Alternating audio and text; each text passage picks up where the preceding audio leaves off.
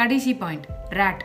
இது வந்து ரேம் ஏர் டர்பைன்னு சொல்லுவாங்க. இது வந்து ஏர்கிராஃப்டோட ஃபியூஸ்லேஜ்க்கு கீழே இருக்கும். இது என்ன பண்ணும் அப்படின்னா எமர்ஜென்சி சுச்சுவேஷனில் இப்போ ஃப்ளைட்டில் வந்து எலக்ட்ரிக் பவர் போயிடுச்சு அப்படின்னா இந்த ரேட்னால வந்து எலக்ட்ரிக் பவர் சப்ளை பண்ண முடியும். உதாரணத்துக்கு இப்போ இன்ஜினில் வந்து ஏதோ பவர் சப்ளை இல்லாதி அது ஃபங்க்ஷன் ஆகலைன்னா இந்த ரேட்னால எலக்ட்ரிக் பவர் சப்ளை பண்ணி ஃபங்க்ஷன் பண்ண வைக்க முடியும். இந்த ரேட்டை பைலட்ஸ் டிப்ளாய் பண்ணியிருக்கிறதுக்கு வாய்ப்பு இருக்குன்னு சொல்கிறாங்க. ஏன்னா இந்த வீடியோவில் ஒரு குறிப்பிட்ட சவுண்டு கேட்குது.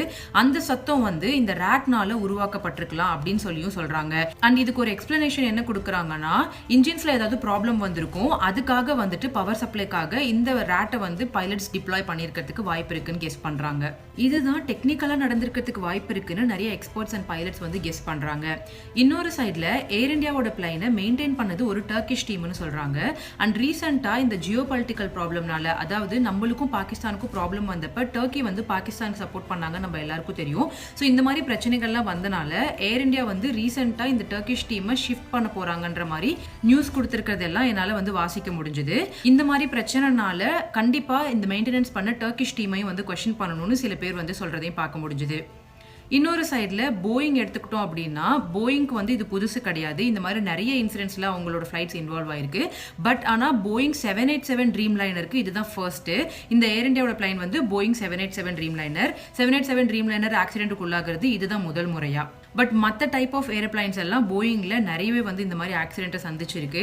அண்ட் அது மட்டும் இல்லாது போயிங்கில் வேலை பார்த்துட்டு இருந்த சில பேரே வந்துட்டு போயிங் வந்து காசை கம்மி பண்ணுறதுக்காக டெக்னிக்கலில் வந்துட்டு சரியாக அவங்க பண்ணுறதில்ல, நிறைய டெஸ்டிங்ஸ் எல்லாம் அவாய்ட் பண்ணி அவங்க வந்துட்டு ஏரோப்ளைனை உருவாக்குறாங்கன்ற மாதிரி அந்த கம்பெனியில் வேலை பார்த்தவங்களே விசில் ப்ளோவர்ஸாக மாதிரி வந்து சொல்லியிருக்கிறாங்க. பட் உண்மையிலே என்ன நடந்துச்சு, டெக்னிக்கல் ஃபெயிலியரா, ஹியூமன் எரரா, இல்லை வேணும்னே மெயின்டெனன்ஸ் சரியாக பண்ணாததுனால இந்த ஒரு இன்சிடென்ட் நடந்துச்சான்றதை இனி வரும் வாரங்கள் மாசங்களில் டிஜிசிஏ FAA இவங்க எல்லாரும் இன்வெஸ்டிகேட் பண்ணி தான் உண்மை என்னன்றதை வெளியில கொண்டு வரணும்.